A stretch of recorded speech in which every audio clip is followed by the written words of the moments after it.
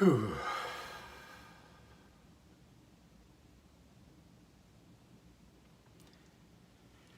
Hey, how's it going? Just let the broadcast warm up a little bit here. It's me, Mark D. And I've come on today to talk a little bit about something I haven't really talked about in public before, not in detail. And over the last 2 years, I have been fairly open on my social media. So aside from some deep detail, I'm not sure there's been too much I've kept quiet. I've at least brought to light most of the things that I'd be willing to share. But there is one thing that I feel necessary to talk about. And I'm in this program right now, and it's an amazing program. It is about building your business, and even more importantly, it's about building yourself, building up yourself to a caliber that you want to hold and attain, and a quality of a person that you want to be. One of the things that really is a double-edged sword for me in the coaching world, as you know, I do coaching. I've done leadership coaching in the past. I've been a performance coach, leadership coach, quality supervisor coach, different capacities. And I think that those were comfortable for me, and there was definitely some bread and butter in there. But I grew up through those ranks. That was something I've been through. I'm not perfect by any means, but I've definitely grown to be comfortable with that language. And it's because I've been in it a long time. And one thing I don't like about some coaching, or I guess it's a misconception about coaching, and maybe it's because some coaches are pitching things in a certain way, but I actually believe we're all perfect. I don't believe that you have to change. I don't think everybody has to live a certain way. Everybody chooses where they want to be. And what coaching is for me, and for the coaches in this program, which is I think what makes it such a high caliber program, is that I want to provide assistance and support to help someone get where they want to be. Not because I think they're imperfect, but because they need support. And because I was comfortable in the language of young and new and evolving leadership, essentially, like people who've been through the ranks, frontline supervisors, people who are on the front lines of leadership, because I've been in it for so long, like decade and a half. And it's really important to me. But for this juncture in my life, I realized that there's another language that I need to really immerse myself in. And that language is love. And I believe the best way to infuse love is to focus on the family, because everything you do in your family has immense butterfly effect in the world. And I believe the world needs more love, more than ever. And for me, it's a language that I've always thought I understood, and I think I have a lot of love in my heart. I have a lot of capacity for love. And I mentioned recently that having a family has really reflected to me that I've got a lot of work to do. And I've spent the last 3 years working on that. Well, I've spent the last 6 years working on that, but the last 3 years consciously. And partnership obviously does a lot of reflection for you. But what's really been a challenge for me is something I didn't realize was a challenge, and it's what I want to talk about today. Because I've been challenged by my coaches, who in this program are amazing. We have such a great group of coaches. The students in cohort that I'm in are infectious and admirable, all with amazing intention and dedication to themselves. And I thank everybody for holding me accountable. And this last 2 weeks it's been exhausting, quite frankly. And the reason is because I realize there's a lot of really ingrained programming in my brain, whether it's generational cycles or things I picked up as defense mechanisms. But in a lot of places, I've been a hypocrite when it comes to talking about love, because my heart and brain, my mind and my heart have not been open to love the way I know they need to be for the last, well, who knows how long, but it's come to light since I've gained a family.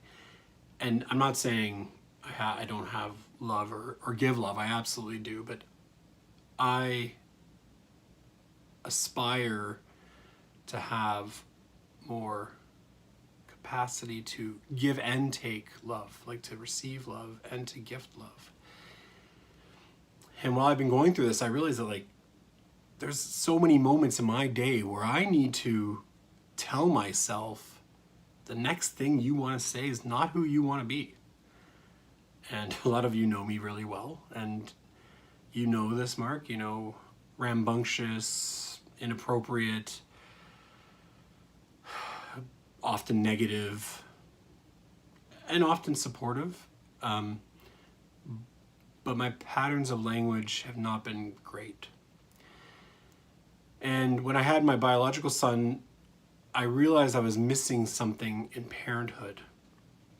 And the reason I've dedicated this next portion of my life to polishing and finding the path in fatherhood and sharing that with other men is because more than ever, our world needs love right now.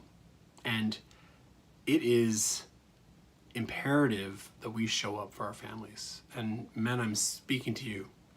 Most of you are good or great men. And I know in my heart I'm a good man. I haven't always done good things, but I'm a good man. I know that. But you have to walk the walk when you talk the talk.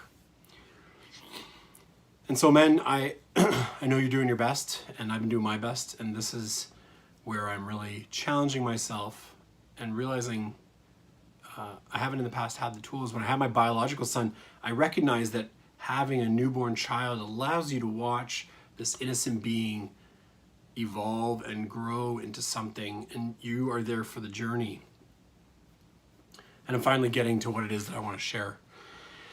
Because I met my stepson at 4 years old, and I wanted a family. I love him. I love my stepson with all of my heart, and all of my intentions have been absolutely good intentions. And even some of the paradigms and initiatives that I think are important that I'm reevaluating now, I still agree with. But what I realized, and this is what I'd like to share with everybody, is that I've been too hard on my stepson. I come from a background that's very old school European. You know, my family kind of broke apart. There was a divorce, and things were different from grade 4 or 5 onwards. And now my stepson's in grade 5, and I'm realizing that he's where I was when things were tough. And I've recognized this in a shallow way, in a more minuscule way over the last 2 or 3 years, or the last 3 or 4 years since my biological son was born.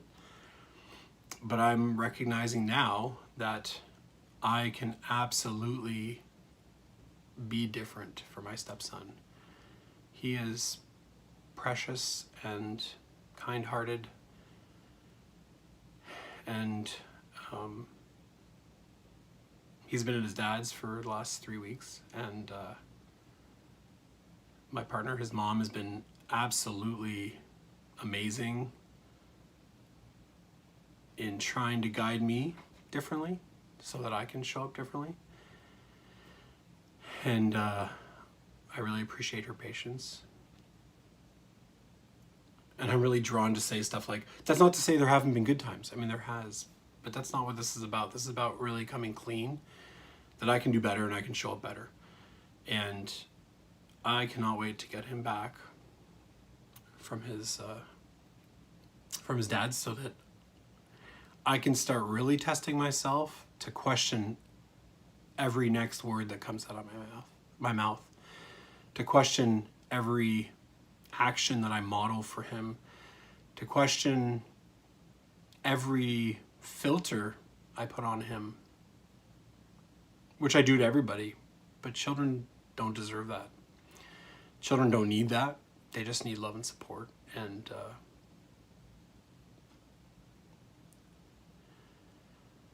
like sometimes I worry that have I ruined him?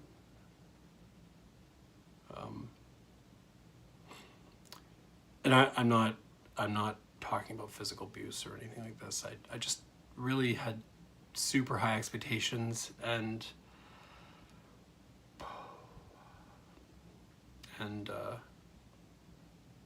I was a bit of a drill sergeant where I didn't need to be. I truly believe boys and children in general, but I do believe they need real structure, and I'm learning new ways of doing that, and I've been evolving that actually through his assistance. He is such a wonderfully vocal young man with me, and I hope that's a sign that I'm doing something right. But both him and my biological son are perfect beings. And so I wanted to share that out loud because I am committed to being Mark 2.0. And I'm committed to applying everything I've learned and everything that I'm transforming in myself out into the world, so that my two boys can grow up to be loving, open-hearted, and open-minded men, and to really understand what it means to be a good human and to know yourself. And that's my share today. To the fathers out there, I want you to know that you're doing your best, and reflecting and really feeling things is valid, is worthy. And there's a certain way to go about it. Feelings need to be felt, but they need to be responsible. And I know for my own self, when I was feeling a number of many emotions, I didn't understand them. I didn't know how to put my finger on them. I didn't know how to like acknowledge them or recognize them, and they just showed up as anger, or they showed up as disconnectedness, or they showed up as abrupt, or whatever it might be. And I put that part in a post recently where I started this dedication and commitment. But this one goes out to a wonderful 10-year-old boy in my life who's showing me what it means to be a good man. Thanks for listening. I hope you have a wonderful, loving day. Thanks.